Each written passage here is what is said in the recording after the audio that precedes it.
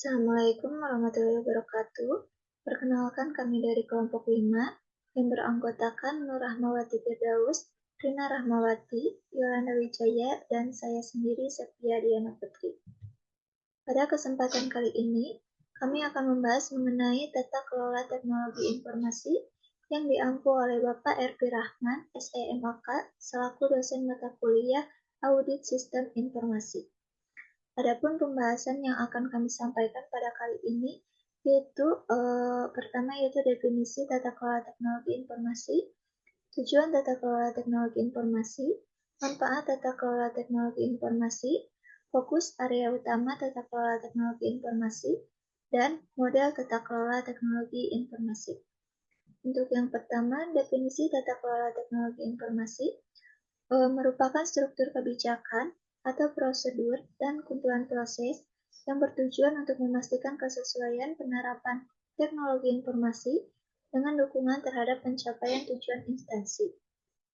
Dengan cara yaitu mengoptimalkan keuntungan dan kesempatan yang ditawarkan teknologi informasi, mengendalikan penggunaan terhadap sumber daya teknologi informasi, dan mengelola risiko-risiko terkait teknologi informasi.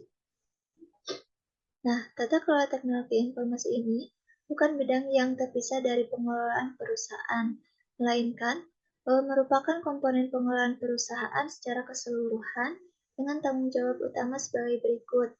Yang pertama, yaitu untuk memastikan kepentingan stakeholder diikutsertakan dalam penyusunan strategi perusahaan.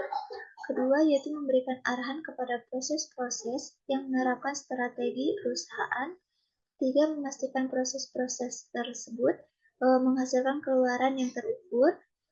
Keempat, yaitu memastikan adanya informasi mengenai hasil yang diperoleh dan mengukurnya.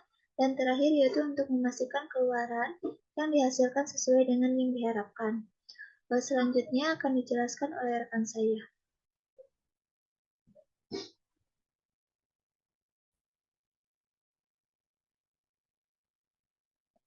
Yang selanjutnya yaitu manfaat tata kelola teknologi informasi. Menurut IMPAT, IT Governance Special Interest Group, manfaat tata kelola teknologi informasi yang pertama yaitu transparansi dan akuntabilitas. Satu, meningkatkan transparansi dari biaya teknologi informasi, proses teknologi informasi, portofolio teknologi informasi atau proyek dan layanan. Yang keduanya, yaitu mengklarifikasi akuntabilitas dari pembuat keputusan, definisi yang jelas dari user dan provider. Yang kedua, ada ROI atau Return of Investment atau Stakeholder Value. Meningkatkan pemahaman atas biaya teknologi informasi secara keseluruhan dan pengaruhnya terhadap ROI. Dapat menjelaskan alasan pemotongan biaya investasi TI. Stakeholder mendapat informasi mengenai risiko dan keuntungan yang didapatkan dari investasi TI. Meningkatkan kontribusi stakeholder. Dan yang terakhir yaitu melindungi reputasi perusahaan. Yang ketiga, peluang dan partnership.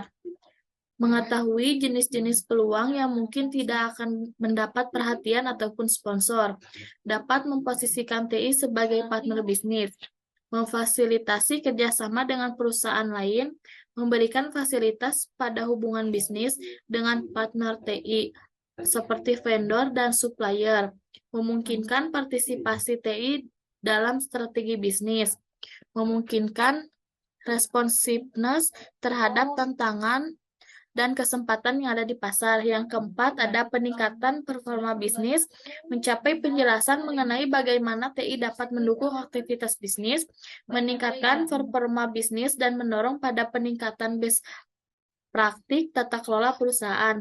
Dan yang terakhir yaitu pencapaian eksternal, memungkinkan terjadinya pendekatan yang terintegrasi untuk keperluan urusan hukum dan peraturan atau kebijakan.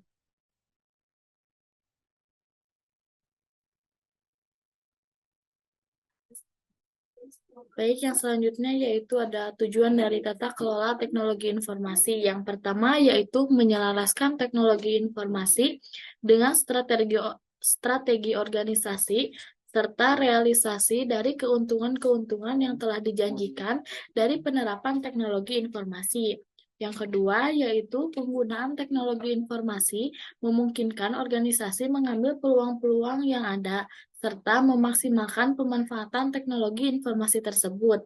Yang ketiga, bertanggung jawab terhadap penggunaan sumber daya teknologi informasi. Dan yang keempat, yaitu manajemen risiko-risiko yang ada terkait teknologi informasi secara tepat. Fokus utama area tata kelola teknologi informasi. Yang pertama ada strategi alignment. Strategi alignment, penyelarasan strategi, memfokuskan kepastian terhadap keterkaitan antara strategi bisnis dan teknologi informasi, serta penyelarasan antara operasional teknologi informasi dengan bisnis. Yang kedua ada value delivery, penyampaian nilai. Berisi tentang penyampaian nilai untuk memastikan bahwa teknologi informasi memenuhi manfaat yang dijanjikan dengan memfokuskan pada optimalisasi biaya dan pembuktian nilai atas keberadaan SI atau TI. Yang ketiga, resource management, pengelolaan sumber daya. Mengoptimalkan investasi mencakup aplikasi, informasi, infrastruktur, dan sumber daya manusia. Yang keempat, risk management, pengelolaan risiko. Pemahaman yang jelas akan perhatian perusahaan terhadap keberadaan risiko, kebutuhan, kepatuhan, transparansi akan risiko yang signifikan terhadap proses bisnis perusahaan. Yang kelima, performance measure, pengukuran kinerja, pengawasan implementasi dari strategi pemenuhan proyek yang berjalan, penggunaan sumber daya, kinerja proses, dan penyampaian layanan dengan menggunakan kerangka kerja seperti balance, scorecard, dan menerjemahkan strategi ke dalam tindakan untuk mencapai tujuan terukur. Kemudian model tata kelola teknologi informasi yang ketiga yaitu ada Committee of Sponsoring Organization of the Three-Way Commission. Sebuah organisasi di Amerika yang berdedikasi dalam meningkatkan kualitas pelaporan finansial mencakup etika bisnis, kontrol internal, dan corporate governance. Komite ini didirikan pada tahun 1985 untuk mempelajari faktor-faktor yang menunjukkan ketidaksesuaian dalam laporan finansial. Pada awal tahun 90-an, PricewaterhouseCoopers bersama komite ini melakukan ekstensif studi mengenai kontrol internal yang menghasilkan Committee of Sponsoring Organization of the Three-Way Commission framework yang digunakan untuk mengevaluasi efektivitas kontrol internal suatu perusahaan. Sejak itu, komunitas finansial global, termasuk badan-badan regulator seperti Public Accounting dan Internal Audit Profesional, telah mengadopsi Committee of Sponsoring Organization of the Three-Way Commission. Hal ini juga bernilai untuk perusahaan manapun yang ingin memastikan sistem kontrol internalnya dengan menggunakan standar internasional. Keuntungan implementasi Committee of Sponsoring Organization of the Three-Way Commission yaitu menerapkan SEC dan mereka keuntungan implementasi Committee of Sponsoring Organization of the Three-Way Commission akan didapat oleh yang pertama CEO perusahaan Australia yang menetapkan SEC dan mereka yang memerlukan standar Sarbanes-Oxley Test Section 302 dan 404. Yang kedua, CEO perusahaan Australia yang menjadi bagian SEC dan mungkin memerlukan layanan kantor pusat untuk beberapa tes. Yang ketiga, manajer kunci. biasanya dalam keuangan, dan auditor internal yang bekerja untuk organisasi di atasnya dan memerlukan bantuan informasi dari CEO atau CFO agar mereka dapat menerapkan standar Sarbanes-Oxley. Yang keempat, yaitu manajer senior yang memerlukan kapasitas organisasi apakah telah memiliki sistem kontrol internal yang untuk menyediakan kemampuan memasarkan dan meningkatkan harga saham. Kemudian ada kerangka kerja Committee of Sponsoring Organization of the Tradeway Commission. Terdiri atas 3 dimensi. Yang pertama, komponen kontrol Committee of Sponsoring Organization of the Tradeway Commission mengidentifikasi 5 komponen kontrol yang diintegrasikan dan dijalankan dalam semua unit bisnis dan akan membantu mencapai sasaran kontrol internal, yakni monitoring, information and communication, control activities, risk assessment, dan control environment. Yang kedua adalah sasaran kontrol internal. Sasaran kontrol internal dikategorikan menjadi beberapa area, yakni operation, financial reporting, dan complication.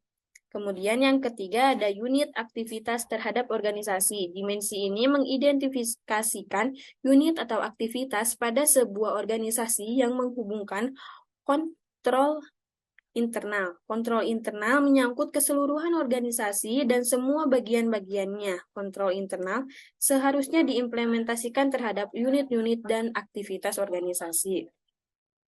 Kemudian model tata kelola teknologi informasi keempat yaitu ada Control Objective for Information and Relay Technology atau disingkat menjadi COBIT. COBIT Framework dikembangkan oleh IT Government Institute, sebuah organisasi yang melakukan studi tentang model pengelolaan teknologi informasi yang berbasis di Amerika Serikat. COBIT berorientasi pada bisnis dan didesain dan dikerjakan tidak hanya oleh user dan auditor, tetapi juga sebuah panduan komprehensif bagi pihak manajemen maupun pemilik bisnis sebuah proses tersebut.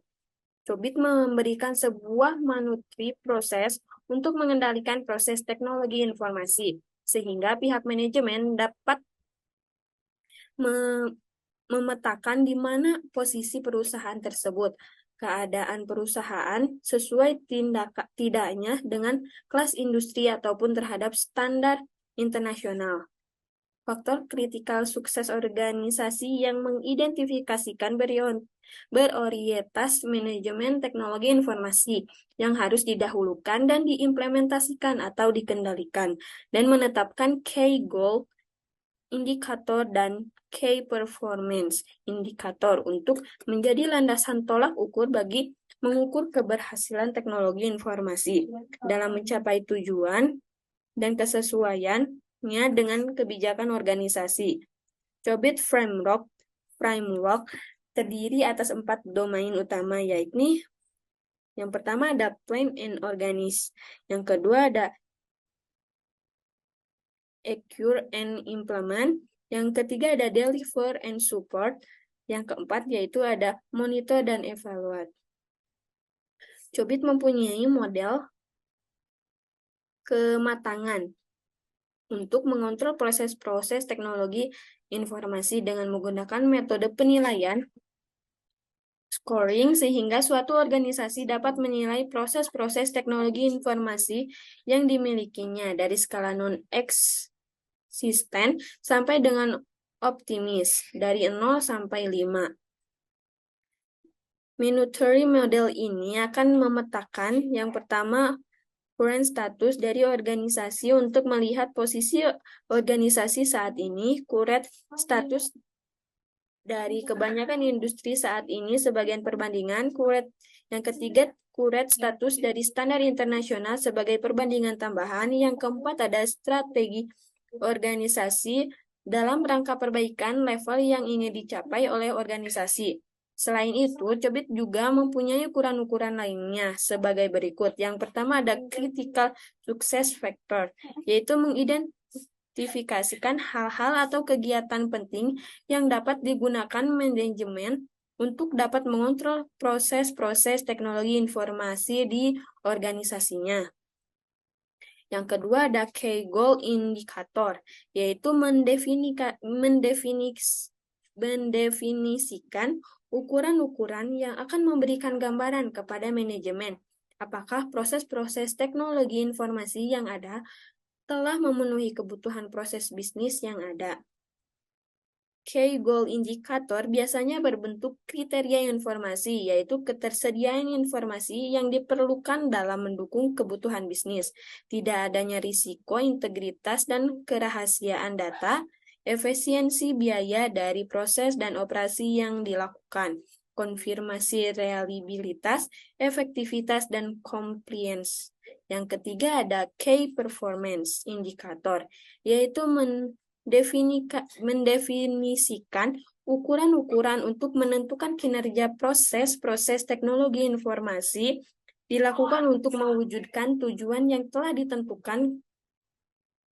Key Performance Indicator biasanya merupakan indikator-indikator kapabilitas pelaksanaan dan kemampuan sumber daya teknologi informasi.